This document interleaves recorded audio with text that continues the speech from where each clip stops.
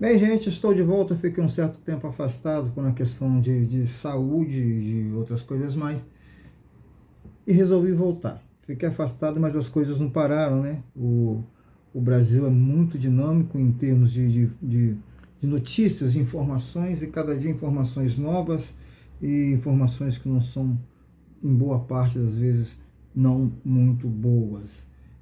Falar de dois assuntos aqui bem rapidinho. Um foi essa questão do Maracanã ontem. Aliás, vai acabar sendo três assuntos.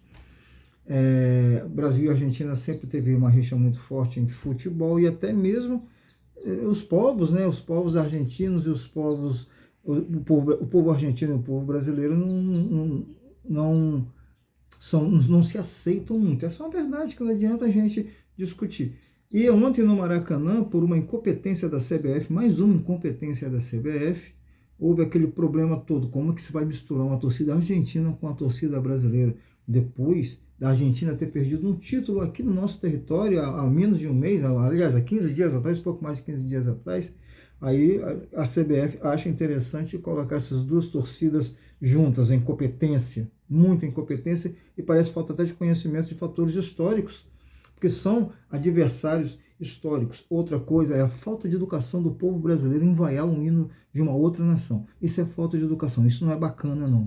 Não posso defender o povo brasileiro porque são brasileiros, não. Isso foi uma estupidez. Você vaiar um hino nacional é estupidez. E aí houve aquele quebra-pau todo, a polícia também despreparada. Aliás, era a polícia do Rio de Janeiro. A gente não pode esperar que uma polícia do Rio de Janeiro esteja de fato preparada.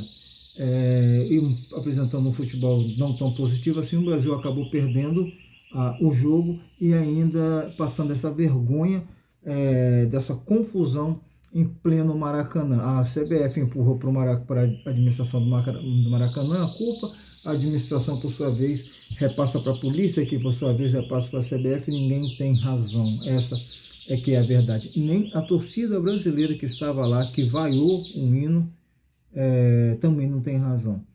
O brasileiro, o argentino, o jogador argentino e o torcedor argentino são muito espertos, são muito maliciosos nessa questão. Basta entender, se a Argentina está ganhando, o jogador brasileiro encosta num jogador argentino, ele vai cair, vai rolar e vai ganhar um bom tempo e ainda puxar um cartão vermelho para o jogador brasileiro. É assim que a Argentina joga, e foi exatamente isso. O torcedor argentino parece que esperava por um momento como esse para partir para cima, para partir para a agressão. Mas é bom deixar claro, quem começou com isso foi a torcida brasileira, que foi vaiar um hino de um adversário. Esse adversário, mudando um pouco de assunto, mas nem tanto, vive um momento diferente na política, que elegeu lá um camarada de extremíssima direita, que tem parceiros, inclusive, que já fez apologia ao nazismo. Assim como aconteceu com Jair Bolsonaro, que teve ministros tal, que também fez apologia ao nazismo, né, gestos supremacistas que fizeram ao próprio Jair Bolsonaro, que tem uma carta que é mandada para nazistas, células nazistas, dizendo que os nazistas que essas células são a razão da existência política dele, tomando leite, que todo mundo sabe que também é um gesto da supremacia branca.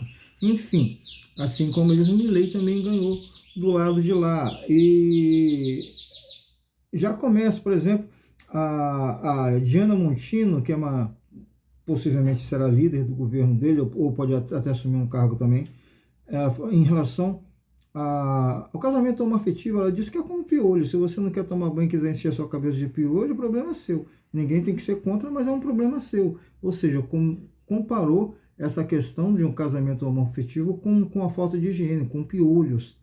Né? Isso dá para entender o que é a extrema-direita lá. Mais ou menos como era a extrema-direita aqui. Martin Krause foi um outro camarada também que falou também absurdos. Ele disse o seguinte, esse cara, Martin Krause, olha só o que ele disse. Ele disse que se a Gestapo, que era a polícia nazista que matou milhões de judeus, fosse argentino, não teria matado tantos judeus assim, porque o argentino, ele tem, além de não gostar de trabalhar, é corrupto, né? Então eles não são ainda o ideal, e o ideal deles seria como a Gestapo, teria que tem até mais efetivo, inclusive, para matar, que é isso que ele queria dizer da Gestapo. Então esse é o governo do Milei, e que vai ter um problema sério com o governo brasileiro e que eles vão ficar na pior, porque preço de alimento e preço de remédio já subiram em torno de 50% depois da eleição do Milei na Argentina. Então a Argentina possivelmente vai cair numa situação gravíssima dentro da sua economia, que já era grave. E vai cair, até porque vai ficar isolado assim como o Brasil ficou. O Brasil só conseguiu superar tudo isso porque o Brasil tinha reservas. Um outro assunto que eu quero falar com vocês é a respeito da morte desse bolsonarista na Papuda. Estão acusando o Alexandre de Moraes porque o rapaz ainda estava preso, mas quem negou a soltura dele diante de laudos médicos foi o André Mendonça. André Mendonça é o indicado por Jair Bolsonaro, que ele disse como não sei o que é miseravelmente evangélico, terrivelmente evangélico, foi um terrivelmente evangélico, bolsonarista raiz, que não permitiu que ele saísse quando já se sabia do problema de saúde dele. Mas tem uma coisa, na prisão está cheia de gente com problema de saúde, em todas as prisões. Vamos soltar todo mundo que tem problema de saúde? Né? Não vai ser, as coisas não vão ficar boas se todo mundo que tem um problema de saúde for solto. Outra, ele está lá não é por culpa do Alexandre de Moraes, não é por culpa do André Mendonça, não é por culpa de ninguém. Ele está lá por culpa dele mesmo, que inventou de cometer crimes contra a democracia, e do Jair Bolsonaro, que se Jair Bolsonaro tivesse assumido a sua derrota, nada disso teria acontecido. Mas o que ele quis fazer? Ele quis usar essas pessoas, como esse que acabou de morrer, e outros, quis usar essas pessoas para dar um golpe. E tem consequências quando você comete crimes dessa natureza. E a consequência foi a cadeia, só que se estendeu, no caso deste, para o óbito, devido a problemas que ele já tinha. Mas na cadeia tem um monte de gente que tem problema também. Será que vai ter que soltar todo mundo? E aí está todo mundo aproveitando para cair de ponte de cima do Alexandre de Moraes. Não foi nem ele que negou a soltura desse rapaz que morreu. Mas está todo mundo caindo de pau, todo mundo da direita, né? Porque já é uma oportunidade que eles estão querendo. Eles fazem exatamente como eu falei a respeito dos argentinos. É uma oportunidade, eles estão tendo ali uma oportunidade de massacrar Alexandre de Moraes, de massacrar, sempre quando tiver a possibilidade também de massacrar o Flávio e o Dino, eles vão fazer isso. Mas é por quê? Porque essas pessoas estão trabalhando duramente para combater o crime lá na sua origem. A origem do crime no Brasil não está no morro, naqueles soldados do tráfico que trocam tiro entre si e matam uns aos outros. Não. A origem do crime está lá nos escritórios, nos apartamentos caríssimos de Copacabana, Ipanema e a zona oeste do Rio de Janeiro, por exemplo.